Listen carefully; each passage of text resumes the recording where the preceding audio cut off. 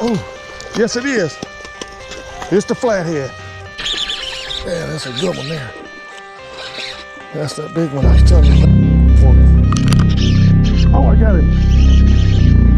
That's a good one too. Look at that one.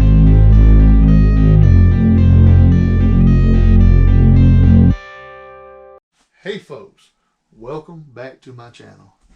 Today we're going to talk about tackle. Okay, for one we're going to talk about tackle, and then we're also going to talk about pre-spawn bass fishing. Okay, all right, number one, tackle. Let's go ahead and get it on out there. Okay, because the tackle means everything when it comes to fishing. Okay, what are you going to use? Okay, well, when you're bass fishing, there's typically 3 different lines that everybody throws out there, and it's normally monofilament, fluorocarbon, and braid. Okay, me particularly, I most of the time use braid. Okay, now I've used in the past, I've used mono and I've used fluorocarbon, but I found some inconsistencies that I didn't care for. Okay, so everybody has their own preference. Okay, but I love to use braid. Okay, for one, braid is also low in diameter. Okay, or if you use mono, a 20-pound mono, or let's just say 12 to 15 pound mono. Okay, 12 to 15 pound mono or fluorocarbon, it's going to be much thicker than a braid is, and I think you can get more of a casting out of braid than you can mono or fluorocarbon, because you all put weight on it, it's going to throw a country mile either way. But like I said, the mono, the fluorocarbon, and the braid, you know, it's all for different applications. Okay, the braid, if you're a person that does fish mono and fluorocarbon, I would be the guy that uses in clear water, definitely clear water. Okay, the braid,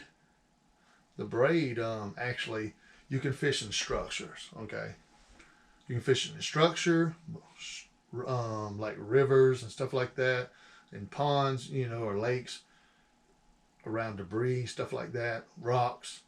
I would definitely say braid is the different one to use. But all right, so let's talk about that braid, or any type of line for that matter. If you're one of them type of folks that ride around and got the, and I'm not going to be a hypocrite, I'm one of them. You keep your rods in the back of your truck. Those lines will get dry rot. Okay. Braid will start. If it gets wet, basically it'll start turning lighter. Okay. The mono and the fluorocarbon get sunbathed. That's why I say sunbathed, and they tend to break. Okay. It gets weak. All that lines get weak. Okay. I don't care what anybody says, they get weak. Okay. So therefore, when you go out there and you about to bass fish, make sure you check your line. Okay, you want to at least cut that line off 12 inches. Okay, at least a foot or 2. Okay, depends on how much line I guess you got on your reel. Make sure you got, I don't know, most people like to run about 115 yards, 100 yards of line on their rod and reel. So, but make sure, always check your lines. Okay, always, and always make sure your knots are tied properly. My cousin in the past, I told him there was one little loop he missed on the clinch knot. Okay, and I said that loop matters. He said, man, it's okay, it's tight. It looks good. And I said, okay. Sure enough, he hooked like a 3-pound bass, set into it, hook completely unraveled. So make sure you check your knots. That's a big plus. Okay, because if you don't, you will lose that fish, or you know, and that will make your good day turn into a bad day real quick. So, and also we're going to talk about where are these fish hiding. Okay, well, over my years of fishing for bass fish, during all my years of bass fishing, you will find them in shallow areas. I fish a lot of ponds, okay? They're mainly around 3 to 5 foot. I mean, 3 to 5 foot. That's what I say. And sometimes shallower than that, okay? You can catch them in 2 foot, 1 foot. You know what I'm saying? They're in shallow water. And most of the spots you find are real sandy. They've been fanning the beds. You'll normally find like a butt bass, guarding that bed. And then you'll see the female roaming around. And then every once in a while you'll get lucky and find a big male or a big female, both together. So, and if you get two like that, that's fun right there. That's real fun. So, but like I said, that's the first place you'll find them in sandy areas, stuff like that. You can find them in brush piles. They got beds by brush piles, docks, little creeks like you fish the lake. The little creeks that go back into the lake, that tie into the lake, that's a good place to find big bass bedding. Okay, they hide out in places like that. And in the lakes, some places in the lake, they'll bed in 6 foot of water. But rivers, same thing. They'll bed on the shallow areas, and you'll find them in deeper water sometimes too. So always pay attention to the little small things. Always keep that in mind. All right, folks. Now this is the Palomar knot, okay? And what you do, you'll get your little loop. There's the eye and the hook, and you take that through there. See? You take it on through there, just like so. Well, this stuff is a little thicker than I thought it would be, so anyway, there we go. Got it through there. All right. Got it just like that, and then you'll take it, do one knot. Boom, one little knot. And so you take what's left of the loop, run it through the hook. Take the hook, go through the loop, and then you'll just pull it tight. Boom. Just like there you got a Palomar knot. The difference between the Palomar knot and the clinch knot, if you look close, the Palomar knot has 2 loops that's going around the eye of the hook. Okay? The clinch knot only has 1. Okay? Which one do you think will last longer? Me, I would think the Palomar. I think it'll keep the slippage too, You got more holding on to it, gripping it, tighten it down on there, onto the eye of the hook. So, yeah. The Palomar knot is probably the better choice. And, but each knot do a pretty good job, I don't think I've ever broke one, broke a knot.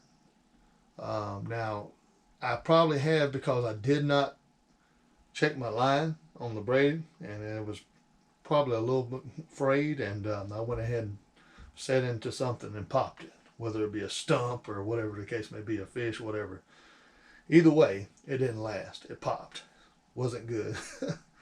It sucked. So don't ever want that to happen. But the Palomar knot, if you wanted me to be honest, I think that would be the best knot, to be honest with you. It's the most durable knot. So there's other knots out there that exist, okay? And they're strong. They're pretty substantial knots. So, but like I said, you can look them up, and there's a lot more out there. All you gotta do is look them up on Google, and you'll figure it out real quick. Like, also, pretty sure there's other folks on YouTube that can give you actually a rundown or a tutorial of how to do those knots. So, other than that, I think we basically cover that. Folks, another thing I want to mention is also different sizes of line. I talked about line a little bit earlier, but different sizes of line for different applications. Okay, all right. Like I was talking about, you could get the mono, you can get the fluorocarbon, you could get the braid, but keep in mind, to me, and most people would agree with this, the thicker the line, the less distance you throw on a pole. Just being honest. That's how I grew. It's just, that's one thing I like the braid for, because you can launch that stuff. You can throw it a country mile. I was always a spinner reel man, and a couple of my buddies got me into the bait caster, and I feel like it's, hey, like I said, everybody's got their own preference, but I feel like the bait caster, you can get better of a hook set, like right in here, you know, because I hook from my belly. You know, so that's just what it is. That's how I feel. Like I said, everybody has their own preferences. So hey, it's whatever you like to do, whatever you like to use. Well, folks, I tell you what, I guess that's about it. So basically, like I said, I hope that everyone goes out there, and during this, it's going to start around in March. If I had to tell you, that's what time I think the bass will start going on bed. Some of them may go on there a little bit, getting on bed a little bit earlier than that, depending on the weather conditions. It's always depending on the weather conditions. Got a cold front, it's going to be a little bit delayed. So you just keep that in mind. Hey, if you like the content, please like it. And if you got any questions, feel free to comment. I'll answer your questions to the best of my ability. And hey, if you would, when you watch the content, please subscribe to the channel. Please. I would appreciate that. You don't even understand. So please subscribe to the channel. God bless. We're going to get some fishing videos out there soon. Y'all take care, and I'm out of here.